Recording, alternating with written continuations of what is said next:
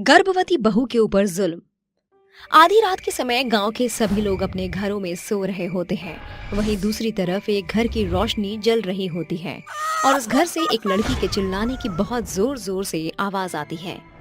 आ, आए, आ, बस करो, बस करो, मुझे क्यों मार रहे हो? मैंने तुम्हारा क्या बिगाड़ा है? मुझे मत मारो, मुझे बहुत दर्द हो रहा है। छोड़ दो मुझे, छोड़ दो। गुंजन जमीन पर गिरी हुई होती है। वहीं उसका शराबी पति कार्तिक उसे अपने चमड़े की बेल्ट से उसे नशे की हालत में बहुत ही बुरी तरह मार रहा होता है। ये सब गुंजन की सास उसके कमरे के दरवाजे से छुपकर देख रही होती है और अपने मन ही मन मुस्कुराने लगती है। अरे वाह, बस ऐसे ही ये रोज पिटनी चाहिए। बिल्कुल सही कर रहा है बेटा, तू बिल्कुल सही कर रहा है। मार से और मार। शराब के नशे में धुत कार्तिक गुंजन को बेल्ट से मारता रहता है, जिसके बाद बेचारी गुंजन पिटाई खा खा कर बेहोश हो जाती है। कार्तिक भी उसे मारकर अपने बेड पर आराम से सो जाता है। अगले दिन जैसे ही सवेरा होता है, गुंजन को जमीन पर पड़े हुए होश आ जाता है।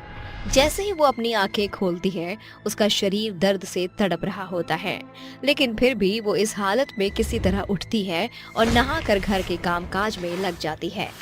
गुंजन रसोई में सबके लिए नाश्ता बनाते हुए रोने लगती है और अपने मन ही मन सोचने लगती है। हे भगवान, तू मेरे साथ ये सब क्या कर रहा है? आखिर मैंने ऐसा कौन सा पाप कर दिया जिसकी सजा तू मुझे दे रहा है? अब मुझसे और बर्दाश्त नहीं होता, और कब तक मैं ये सब झेलती रहूंगी? तभी गुंजन की सास गायत्री आवाज लगाती है। अरे बहू, ओ बहू, अरे कहाँ मर गई? सुबह सुबह चाय नाश्ता भी नहीं देगी क्या? अपनी सास की आवाज सुनते ही गुंजन अपने आंसू पोंछती है और नाश्ता तैयार करके अपनी सास गायत्री के पास ले जाती है।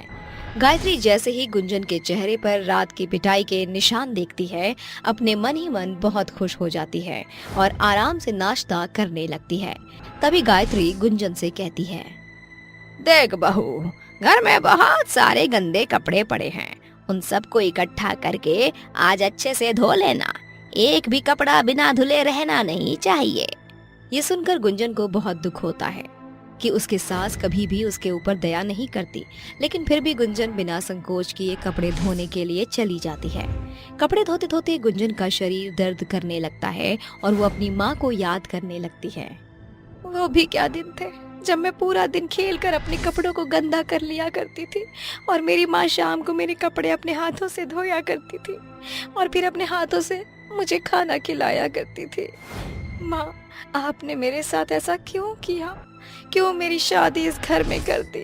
काश आज मेरी शादी ना हुई होती तो मैं खुश होती। ये सोचकर गुंजन कपड़े धोते धोते रोने लगती है। आखिर ऐसा क्या हुआ जो गुंजन एक शराबी पति से शादी करके एक अत्याचारी सास के साथ रह रही थी? आइए कहानी में देखते हैं। ये कुछ समय पहले की बात है, जब गुंजन शादी से पहले अपने माता पिता के घर रहा करती थी। माँ, माँ, कहाँ हो आप? देखो, मैं नदी से पीने का पानी भर के ले आई हूँ। अब जल्दी से मुझे खाने को दो, बहुत जोरों से भूख लगी है। अरे, ये तूने क्या करा गुंजन? मैंने तुझे कहा था कि कुएं से पानी लेकर आना है। बेटा, पीने का पानी हमेशा कुएं से लेकर आते हैं। ओ, गलती से मिस्टेक हो गई। कोई नहीं, मैं शाम को कुएं से पानी भर कर ले आऊंगी। पहले आप मुझे खाने के लिए कुछ दो। कौशल्या एक थाली में खाना लेकर आती है और गुंजन को अपने हाथों से खिलाने लगती है। ले मेरी लाडो, पेट भर के खा ले। माँ, जब आप अपने हाथों से खाना खिलाती हो तो बहुत अच्छा लगता है। मेरा पेट अच्छे से भर जाता है। दोनों माँ बेटी खुशी खुशी बात कर ही रही होती हैं, तभी गांव की ठकुराइन गायत्री कौशल्या के घर का दरवाजा खटखटाने लगती है। जैसे ही कौशल्या अपने घर का दरवाजा खोलती है, वो अपने सामने गायत्री को देखकर हैरान रह जाती है और उससे कहती है, अरे ठकुराइन, आप हमारे घर? क्यों, क्या मैं तुम्हारे घर नहीं आ सकती? हाँ हाँ, आ सकती हो ना। आइए, अंदर आइए। गायत्री घर के अंदर आती है। गायत्री के पीछे के कुछ नौकर शगुन के थाल लेकर खड़े होते हैं। वहीं दूसरी तरफ कौशल्या अपना सर झुकाए गायत्री के सामने खड़ी हो जाती है, जिसके बाद वहां पर गुंजन के पिता रामू भी आ जाते हैं और अपने घर में ठकुराइन को देखते ही उन्हें नमस्कार करते हैं और उनसे कहते हैं, अरे ठकुराइन जी, आज आप अचानक से हम गरीब के घर में? कोई गलती हो गई क्या हमसे? अरे नहीं, कोई गलती नहीं हुई है। मैं तो तुम्हारी बेटी का हाथ मांगने तुम्हारे पास आई हूँ। मेरे बेटे के लिए। मेरे बेटे ने जब से तुम्हारी बेटी को देखा है पूरा पागल हो गया है। पता नहीं ऐसा क्या देख लिया मेरे बेटे ने इस लड़की के अंदर जो इसके पीछे इतना पागल हो रहा है। ये कुछ शगुन है आप लोगों के लिए। शादी अगले हफ्ते है, अपनी बेटी को तैयार करके ले आना। लेकिन ठाकुराइन जी। लेकिन वैकिन कुछ नहीं, जो मैंने कह दिया सो कह दिया। अगले हफ्ते दोनों की शादी है। अगर लड़की मंडप तक नहीं पहुंची तो उसकी लाश मैं मंडप तक ले जाऊंगी। ऐसा कहकर गायत्री कौशल्या और रामू को धमकी देकर निकल जाती है। उसके जाने के बाद गुंजन अपने माता पिता से कहती है, माँ पिताजी, मुझे अपने आप से अलग मत करो। मैं आपके बिना नहीं रह सकती। मैं किसी अनजान से शादी करके कैसे रहूंगी। बेटी हमें माफ कर दो, हमारे पास अब और कोई चारा नहीं है और तू वहाँ बहुत खुश रहेगी।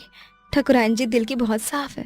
बेटी चिंता मत करो, हम हमेशा तुम्हारे हालचाल लेते रहेंगे। अगले हफ्ते रामू और कौशल्या ना चाहते हुए भी अपनी बेटी गुंजन की शादी ठकुराइन के बेटे कार्तिक से करवा देते हैं।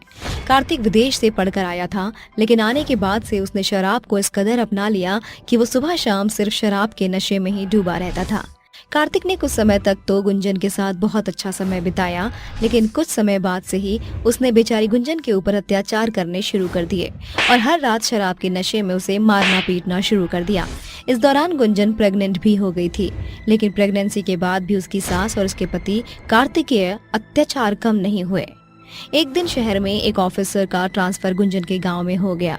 ऑफिसर के आने के बाद से गांव में काफी बदलाव आ गया था, लेकिन गुंजन आज भी प्रेग्नेंट होने के बाद भी रोज रात को अपने पति के हाथों से पिटती है। उसी रात कमिश्नर ऑफिसर उनके घर के पास गुजर रहा होता है। अरे ये चीखने चिल्लाने की आवाज कहाँ से आ रही है? आखिर कौन है जो इतनी रात के समय इतनी बुरी तरह चीख और चिल्ला रहा है? लगता है किसी के ऊपर बहुत जुल्म हो रहा है। तभी कमिश्नर का हवलदार कमिश्नर से कहता है, साहब, ये हमारे गांव की ठकुराइन के बेटे की बहू है। ये हर रोज रात को शराब के नशे में आता है और उसको मारने लगता है। कई सालों से बेचारी ये सब सहन कर रही है और अब तो बेचारी वो प्रेग्नेंट है। उसके बाद भी ये लोग उसके साथ इस तरह का बर्ताव करते हैं।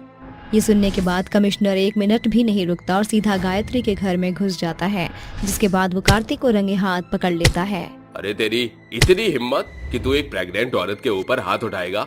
रुक, तुझे तो मैं अभी बताता हूँ। कमिश्नर उसी समय कार्तिक के ऊपर लाठी चार्ज करने लगता है। तभी गायत्री वहाँ पहुँच जाती है और अपने बेटे को इस तरह पीटते हुए देख कमिश्नर को रोकने लगती है।